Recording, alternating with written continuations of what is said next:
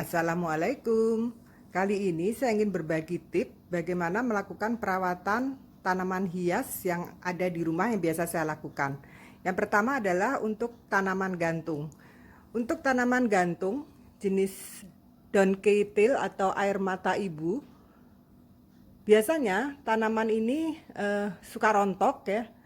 Jadi ini biasanya potongan-potongannya ini jangan dibuang.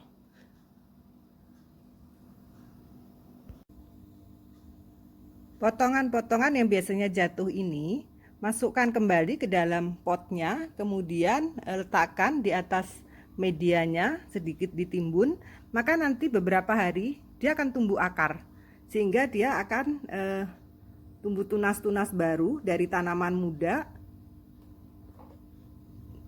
jadinya bisa rimbun seperti ini. Jadi nanti ini dia akan punya anak banyak dari potongan-potongan yang tadi jatuh. Ini contohnya ya, saya selalu meletakkan kembali ke sini. Ini dari satu pot saya sudah jadi 2 pot.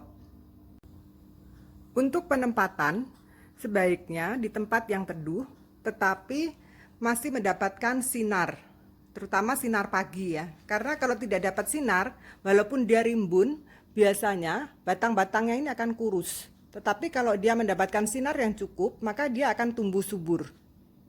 Nah, ini contohnya ya. Dia gemuk, rimbun, dan gemuk. Untuk penyiraman, tanaman daun ketil ini menyukai air. Jadi sebaiknya setiap hari disiram. Karena kalau dia kekeringan, maka dia batangnya akan kurus. Jadi tidak apa-apa setiap hari disiram, kecuali kalau habis hujan. Kemudian perbanyakannya selain dari biji-bijinya tadi, batang-batangnya yang jatuh, bisa juga apabila sudah panjang seperti ini bisa dipotong. Nah, di sekitar sini yang daunnya mulai agak jarang ya, batangnya jarang, dipotong kemudian ditancapkan ke medianya. Ini bisa juga untuk perbanyakan.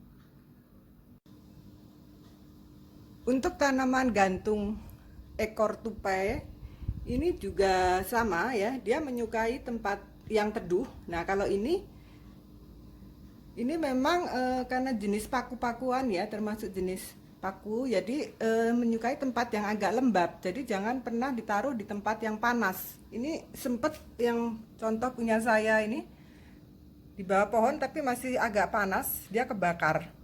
Tapi sekarang udah mulai tumbuh batang-batang baru yang segar. Untuk medianya, saya biasa menggunakan pakis cacah.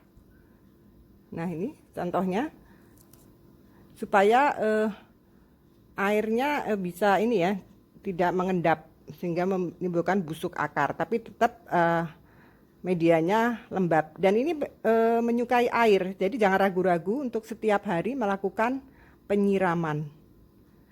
Bisa juga tanaman ini digantung ya, seperti ini pada pakis, media pakis, kemudian diikat.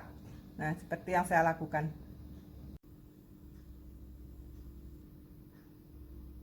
Ini adalah anggrek ya, jenis Dendrobium apilum, udah cukup tua.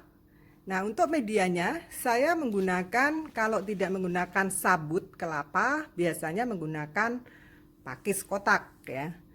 Nah, kemudian kalau sudah tua dan tanda-tanda dia biasanya mau berbunga, biasanya daunnya gugur seperti ini. Jadi banyak daun yang rontok. Jangan pernah dipotong ya batangnya, walaupun tidak menarik seperti ini, biarkan, karena dari batang-batangnya ini dia akan muncul calon bakal bunga. Nah, seperti ini. Nah, ini contohnya lagi berbunga kebetulan. Untuk pemupukan, saya biasanya seminggu sekali ya, saya semprot menggunakan vitamin B1. Kemudian 2 minggu sekali biasanya digunakan pupuk untuk bunga ya, pupuk apa saja boleh. Saya pakai pupuk yang khusus untuk anggrek ya, atau bisa juga pupuk yang lain yang ada di teman-teman di rumahnya. Untuk penyiraman seperti biasa ya, untuk anggrek-anggrek, jadi Dia tidak terlalu membutuhkan banyak air. Kalau cuaca panas ya sehari sekali, kalau tidak panas 2 hari sekali.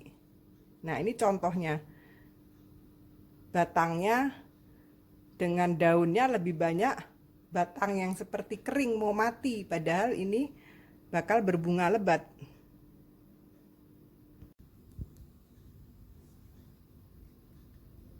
Untuk anggrek merpati hampir mirip juga dengan Dendrobium apilum yang tadi.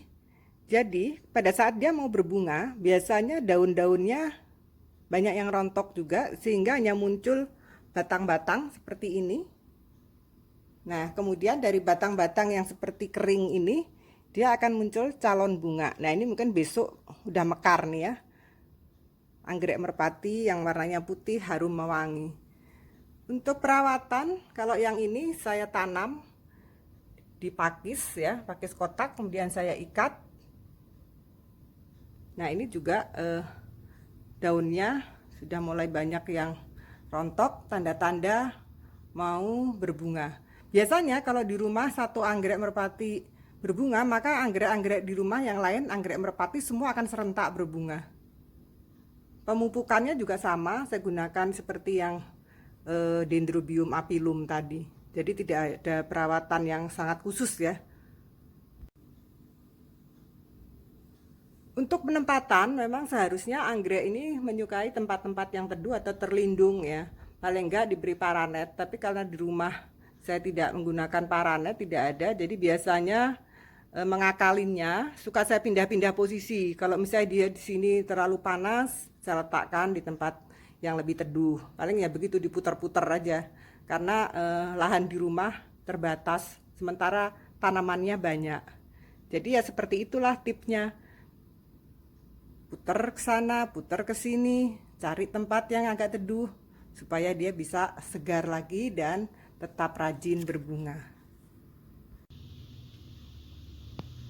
Ini yang seperti tadi saya sebutkan, kalau satu anggrek merpati di rumah berbunga, maka anggrek merpati yang lain di rumah juga akan berbunga. Ini sebelahnya yang tadi. Nah, ini besok bakalan berbunga. Nah, ini sebelahnya. Nah, ini calon-calon bunganya banyak, ini sampai ke atas menjalar. Untuk Dendrobium apilum juga biasanya sama ya. Kalau satu berbunga, untuk jenis yang sama di rumah berbunga. Nah, ini Dendrobium apilum yang lain ya, yang tadi di bawah pohon, kok ini saya tempel di tembok, ini besok juga akan berbunga. Sama dia batangnya sedikit daun.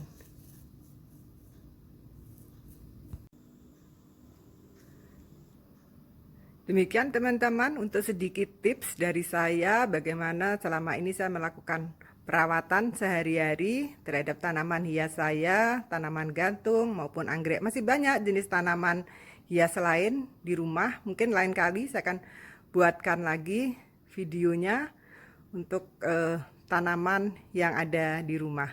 Terima kasih sudah menonton, semoga bermanfaat.